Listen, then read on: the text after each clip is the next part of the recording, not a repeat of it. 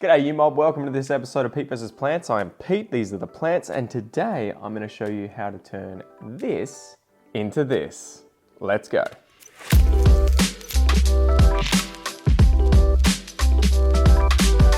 Okay, so as we come into my plant room here, you're going to probably see these runners have been just going bananas all over the place. In fact, that's one runner that goes all the way back down here to this obliqua.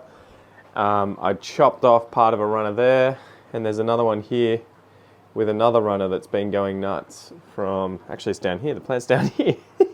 So we're going to have to untangle these guys, take them off the shelves here, and then take them out to the kitchen. This is so long though, this is probably 1.5 meters long.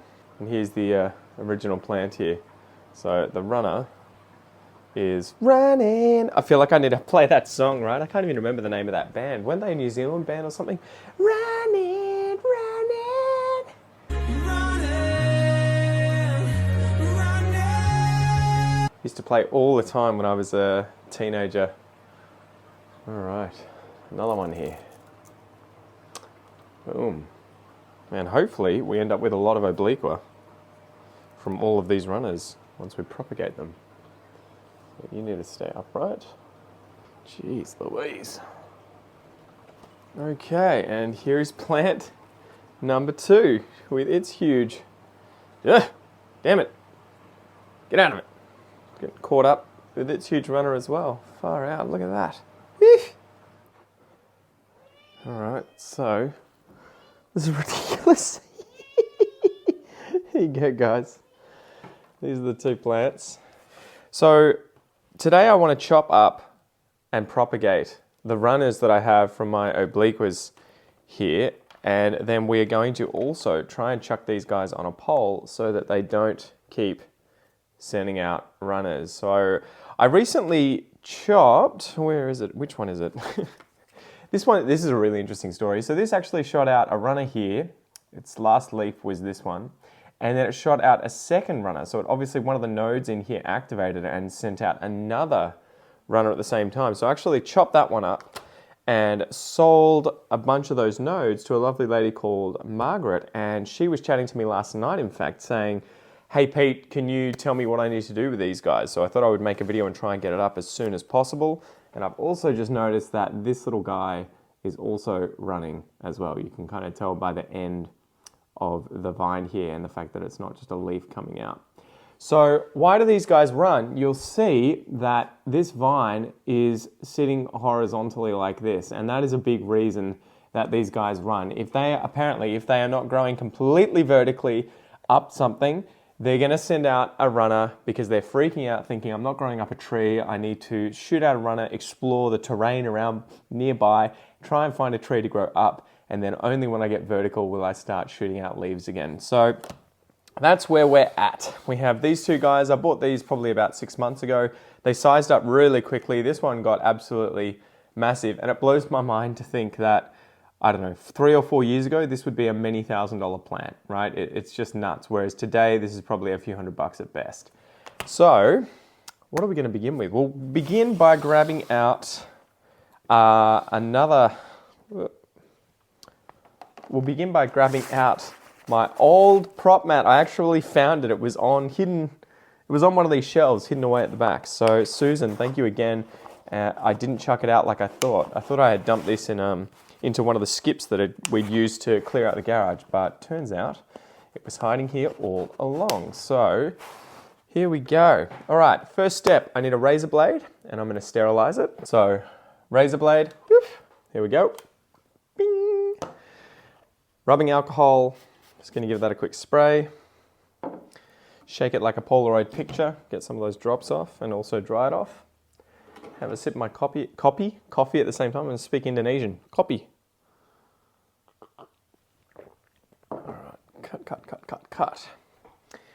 Okay, so now the question is, so with this bigger plant, right, and where the runner has come out of this node, geez, this is hard to negotiate.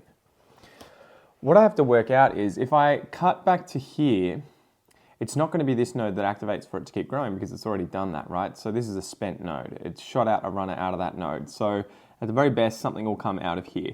What I did notice on this plant, the interesting thing is that a bunch of plants or nodes activated at the base of this plant and shot out new vines with growth, with active growth at the base here. So despite sending out a runner, the base of the plant was still actually activating nodes and sending out leaves, which is why you've got this one here and this one at the back here.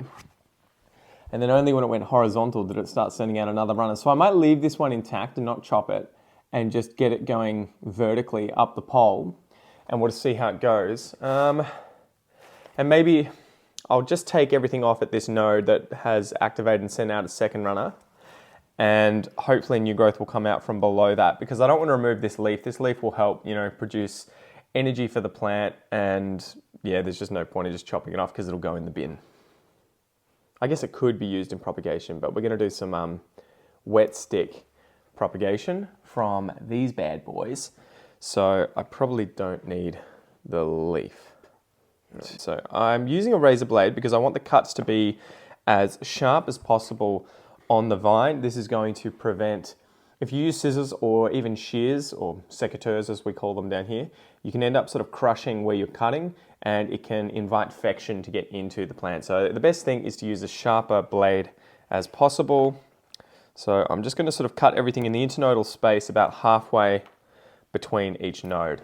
Okay, so I'm going to set you up above here, so hopefully you can see what I'm doing. And I'm just going to keep going through the vine one node at a time. So just to give you a bit of anatomy, the node is here. This is like a sort of sheath, but you can just leave these on here. I don't think they're a problem. I wouldn't remove it, because again, you'll open a wound up and you're just inviting infection to get into your cutting. So just leave it there for now. So I'm chopping between the nodes. Here's a node, and I'm going to chop about here. You could, if you really wanted, remove the excess internode. So you could remove space here if you need to fit it into something where it doesn't fit. But to be honest, I would just leave it on there. It's going to hold on to more moisture. And if you do end up with rot coming from one end of the cutting to the other, the wet stick here, you have time to chop. Whereas if you chop very close to the node, you don't have anywhere near as much space. So the more the better, I think. It's not going to affect whether or not the wet stick takes. So I'm just slowly going through. Look at this thing, it's still so long. I'm going to end up with obliqua coming out of my armpits. Okay, so there's a first little haul. Look at that. Now the next runner, I'll take off this plant here. There we go. Oof, another long one. Right here in front of me. And I'm going to do the same thing. Boom. So you can see why these plants came down in price so quickly. They are very easy to propagate. Well, hopefully, we're about to find out, but I have a feeling that's the case. And because of the runners, they end up creating a lot of propagation potential. Right? So, yeah, very interesting. Okay, so let's see. We have a whole bunch. Look at that. Isn't that just crazy? So 1, 2, 3, 4, 5, 6, 7, 10, 12, 13, 14, 15, 16, 17, 18, 19, 20, 26. That is just nuts. So 26 wet sticks there. Now I'm going to leave them for about 20 to 30 minutes just so that the ends can callus over and dry out, and it'll be harder for infection to get into the ends there once they're in the prop box. Or if you wanted, you could prop them up in soil, or maybe we'll do a mix of the two and see what happens. Now, while we wait for that to happen, I'm just going to put these over here. Let's pot these guys up and chuck them on a moss pole. So I think I watered these only a few days ago, so they should be okay. They don't need any watering at the moment. Again, too, I'm waiting for this to callus over, but I'm just going to take care not to get soil on the end there. And what you can do, look at that, root system hasn't really grown a great deal, funnily enough. Sort of surprising, really. Though it does look nice and healthy. Doesn't seem to be any signs of root rot. Look at that. But the thing I'm going to have to think about is whether or not to chuck it into a large pot or not with the moss pole. Okay, we'll do the same thing here. Now what you can do if you want, and I should probably do this, I've started using cinnamon to cover the ends of cuttings if I want to kind of disinfect them. Because apparently, yeah, I was looking it up, and cinnamon does actually have scientific evidence showing that it is antibacterial and antifungal. So cinnamon, there you go, trying that out. It also smells really nice when you do this. Let's see, I wonder what the root system looks like on this one, because it is kind of bushy. It's got 3 growth points? Just 2. No, 3. It's crazy, okay. Oh. Okay, here we go. Just one bit of a tap. It's interesting, this one just seems to be in plain old soil with no real perlite or anything in here. It's got a bit of moss even at the bottom, which tells me that it was probably, yeah, in fact, it's obviously grown out of a node wet stick. Here you can see it starts here and it goes all the way up to the top there, which is really cool because it's such a big plant comparatively. But yeah, obviously this person's just left the moss on, which usually I wouldn't do if it were me because it can stay a bit too moist and invite rot. But obviously it wasn't being too much of an issue for this plant. The plant's been doing fine in the meantime. So I'm just going to remove as much as I can of this moss without hopefully doing any damage to the roots, because yeah, I don't want moisture hanging around the base of the plant. Am I ripping roots or am I ripping moss? I think I'm ripping moss. Especially once on a moss pole, because you're going to be watering the moss pole on a regular basis, and as a result you're going to have a lot of moisture going through the soil, and that's why it's important to use very chunky soil on your moss poles, but also remove any of this moss that you can so that moisture isn't hanging around the base of the plant. Okay, I think that's probably about as good as we're going to get. Geez, there's more around the side here too. Looks like he just propagated this in moss in a cup, and that would have been it.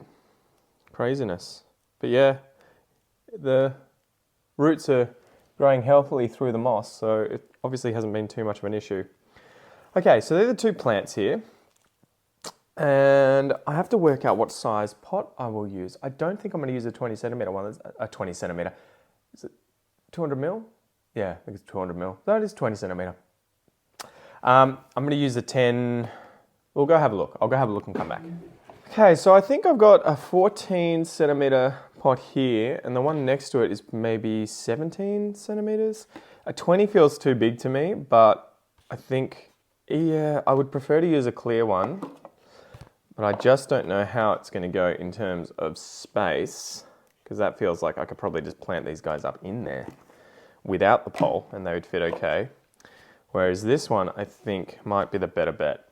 And I also should mention that I have a D-shaped moss pole here that I got from Susan as well. She gave me this to try out, and she's even put a bit of wick at the bottom here to hopefully pull up moisture into the pole and see how it goes. Now, yeah, I guess we can give this a go. I don't think I'm going to be short of Obliqua in the case that I screw everything up and these 2 guys die, but I think it'll be all right.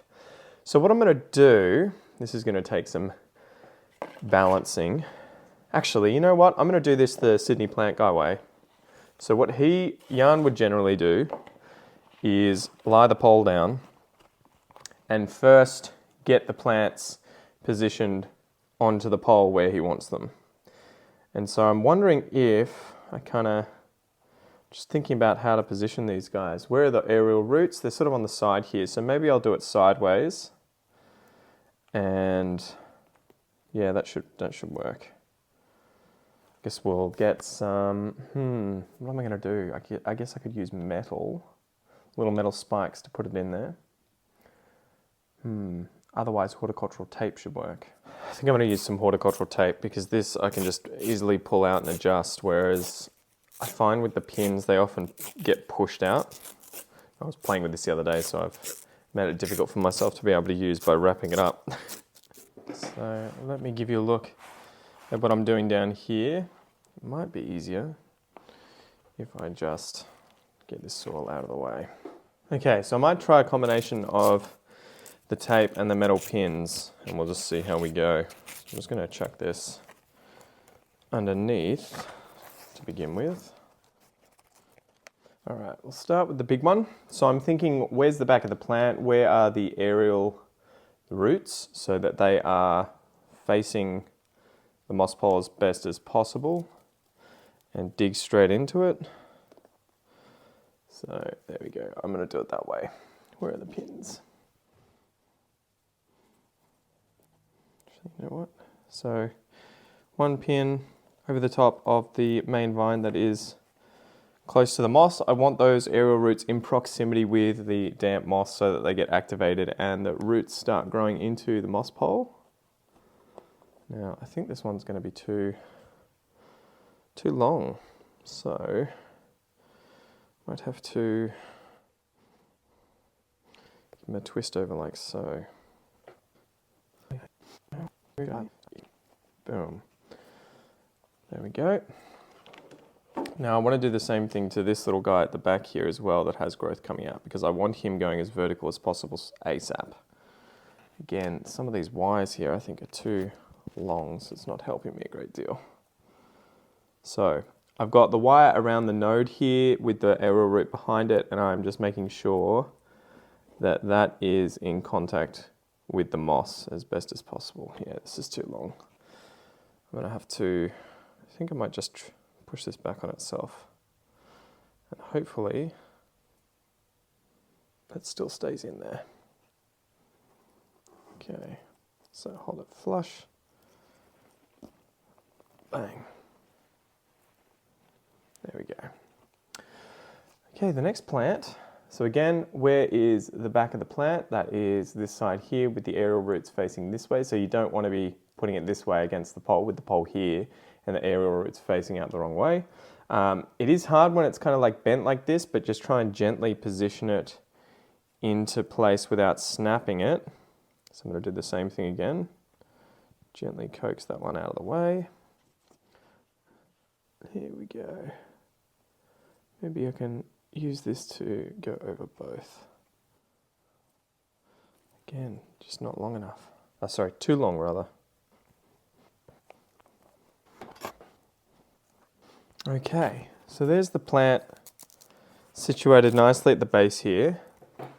Now I'm going to put the horticultural tape through along the back here so that it is against just the vines that I'm pinning against the moss, so that I can keep it pretty nice and firmly closed, and it'll keep them again in contact with the moss poles. Sometimes I find these pins kind of get loose a little bit, and I want nice contact with the moss pole for a few weeks at least so that these roots can start growing into it.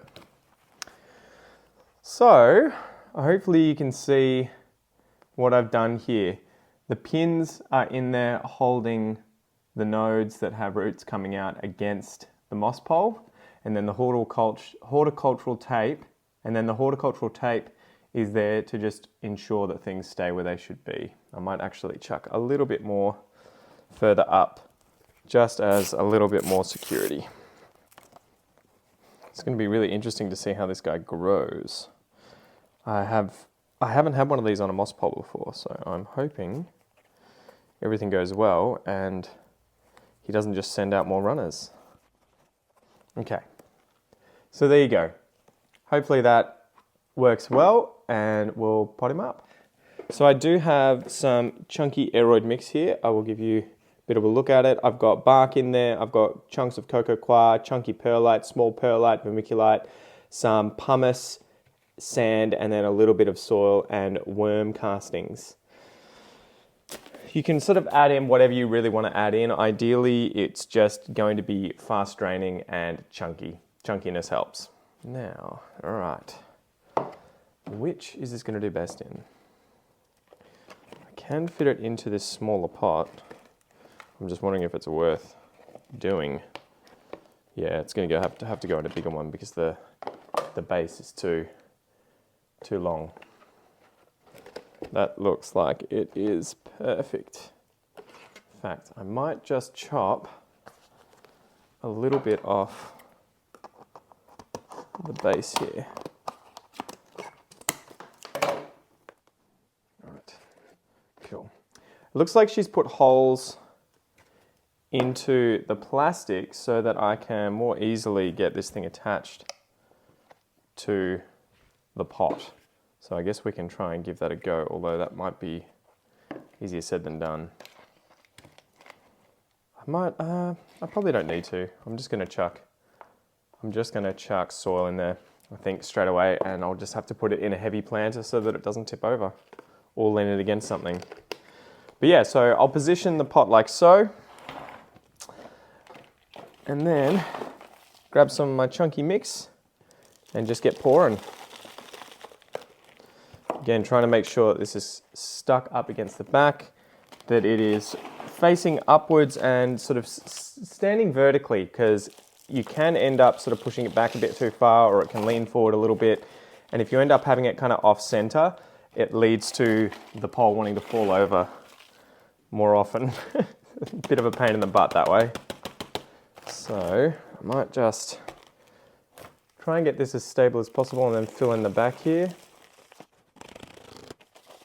I'm making quite a mess, but that's why I've got Susan's mat here. It's going to help a lot with cleaning it up. So I'm going to shake the hell out of it because I do want the soil to get right down into the base of the moss pole. It should all be there, especially after you give it a good water. It'll fill in all those gaps. I think we're all good, guys. Now the final test is usually, can you lift this thing up without pulling it out of the pot? Or actually it's going to slide out more because the D-shaped part of it is so smooth, so it's probably going to come straight out. So I will have to be careful with lifting this one out. That's probably why I should have used the the zip ties, but oh well, here we are now. I'm just going to have to remember, don't pick this one up by the, I should have done that by the pole, but it's always a learning experience. I've never used one of these poles before, so it's going to be interesting to see what happens, one of these D-shaped poles. Hopefully it also means, because it's got the, I assume it's like polyurethane or something, the plastic at the back here, hopefully that means that it's not going to need to be as, frequently watered. So yeah, anyway, here's what she's looking like. Hopefully the plants root in. We'll see how they go. There's another growth point coming out of the side over here, so I'll just keep an eye on that, and if it starts going horizontal, I'll stick it up against the pole as well. But yeah, I think that's all there really is to this guy. I might give it a day or two, because there is quite a bit of moisture up in the pole here. She did give it to me completely hydrated, so I'm going to wait a few days. I'm going to see if that moisture actually makes its way down the pole, because it's probably going to use gravity now. The thing had been sitting flat, right? So it's going to use gravity now to go into the soil. And after that, once it starts getting dry, I will start watering the pole, but also watering down here where all the roots are. So I'll make sure that the pole is hydrated at all times, but I'll make sure also that a little bit is going to the roots down the bottom here where the roots of the plant are, obviously, because it hasn't yet rooted into the moss pole. So there you go. All right, so now let's get back to the wet sticks here. So they've hopefully calloused over on the tips. It's been about 30 minutes or so of me just rabbiting on. I have some Chinese food containers here. Yes, we call them that in Australia. I'm not a bigot. Although, I have just noticed that my moss storage container is probably going to be the perfect size for all of the props, all of the wet sticks that I have. I wasn't expecting to have that many. I hadn't gone in and counted. So I might actually just take a bit of moss out of this and then just use this box to do it for now, I think. And I think I would like to propagate them in multiple ways. I just don't really have a lot of space, guys. So it's a bit of a pain in the bum. I can probably do a few in a cup with some soil and just see how that goes. And yeah, but I don't know. I think, to be honest, I think they're going to be fine just in a prop box like this. So preparing this, there is a little bit of perlite in here. I don't usually put that in when I'm making a moss prop box. It's just from some of the recycled perlite recycled sort of moss that I had gotten out of my collection. I like to reuse it if I can. The trick here is I usually have about 2 inches of moss to just hold on to enough moisture. I don't compact it too much. With the amount of moisture you get in there, I will completely soak it usually, especially if it's dry. And then I will literally try and wring out as much of the water as I can. I will, as strong as I am, I will try and bring out as much of the water as I can, and that's usually a good amount of moisture in the moss. So it's less than you'd expect. All you really want to see after the fact, after you've chucked all these guys in here, and you've put the lid on and it's sealed. I use this type of container because it has this blue rubber seal all the way around it, so that when you chuck it on, no moisture is escaping, right? And it's got these clips on the side. What you want to see after you've done this is condensation on the inside. If you don't see any, and especially if you lift it up and there's no condensation on the bottom here, you probably need to add more moisture into your prop box. If you see water collecting on the bottom, like you can see it, not just little bubbles, but like a pool of it, you've got way too much in the prop box. Okay, so all we really need to do, you could literally just grab these guys and do that, and you would probably be fine. There's going to be enough moisture and humidity in the prop box to kind of activate everything and kickstart the new growth and the roots and everything coming out of it. But ideally, what you're going to do is look for the roots, the little black bit here, the root on each of these, and push it down into the moss and just make sure that it comes in contact with the moss. Also, if you see that the sheath here is brown and dying, I would remove that because it's just going to rot. And you will see the active growth point there has already sort of popped a little bit. So the growth point on these guys is below that sheath. It will make its way out anyway, even if the sheath is on there. So yeah, pushing it down into the moss to just make sure, you can't really see it, to make sure that it's in contact, the roots are in contact with the moss and can feel that moisture there. Now, the other thing is, some of these have tips on them, as you'll see like this. I think I'm actually going to remove that because if I leave it on, the wet stick's just going to keep growing like a runner. So all these ones with these little tips, I'm just going to chop that off. I think I only have, do I have just 2 of them? Yeah. And I mean, you can just chuck these in the prop box and see what happens, but they're so small, I think they're probably just going to rot. All right, so each time, where's the root? Make sure that it's facing downwards and in contact with the moss. You want those roots going down straight away, and just place them all in there. And it's sort of easier said than done when you've got such long wet sticks. It's kind of hard because the edges sort of push the wet stick up. But it should be okay. As long as the humidity is high in there, the roots are going to be able to grow and they will, go off like a frog in a sock. All right, I'm just going to do this one by one. And it's going to be interesting to see how we go. How many of these we end up getting, huh? Brown sheath, so when it's brown like that, you can remove it. The other ones will probably rot off, but while they're green and healthy, it's probably not too big a deal. All right, so there we are. This is going to be interesting because there's so many crammed in there. I'm probably not going to want to let them grow for too long. I'll just want to see them pop, a little bit of root growth, and then probably pop them up because they'll all get way too entangled. But that's the basic idea there. Again, just make sure they're in contact with that moss. I might actually also give this a bit of a spray with some water just before putting the lid on to make sure that everything is moist enough in there, because I've had this open for quite a bit now. But that's basically it. It's probably going to take about 2 months before you see any significant growth, root growth and leaf growth. But yeah, just leave it somewhere warm, somewhere that if you really want, chuck a heat mat below it, but if it's too hot, it'll evaporate the water off the bottom of the container. And if the roots try and make their way down there, they're not going to grow there if it's really bone dry. So just be aware of that. But yeah, keep it somewhere warm, somewhere with loads of light, and it should just, go off like a frog in a sock. Okay, so quick spray like this. Should be enough. Chuck the lid on. And now we just have to find somewhere nice to chuck him. Alright guys, so that's it for today. Hopefully you've enjoyed this episode and got a lot out of it. If you are propagating obliqua yourself and you've got some tips and tricks, please leave them in a comment below. And in the meantime, check out this video next, and I'll see you there. I feel like I'm holding the reins of a horse, right? This is my obliqua chariot. Yeah! Yeah! Ridiculous. Ridiculous.